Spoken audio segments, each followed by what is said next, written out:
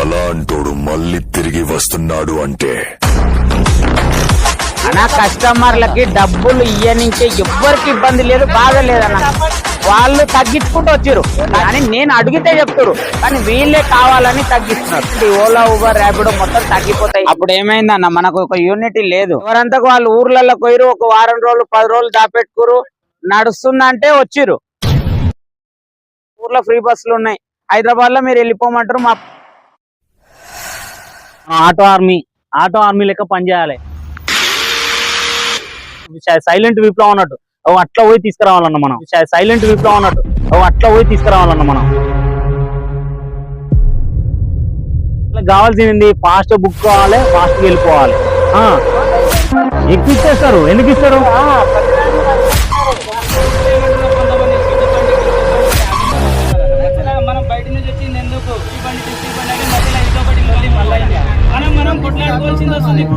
చేసుకోతే వాళ్ళు మీ యూనియన్ ఏమన్నా ఉంటే ప్రెసిడెంట్ ది తీసుకోండి అన్నారు.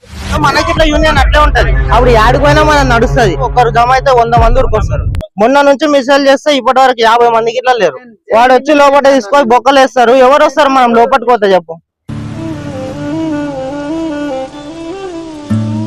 చాలా విషయాలు 11 విషయాలు చెప్పడం జరిగింది. అది అయ్యప్పని కాదు,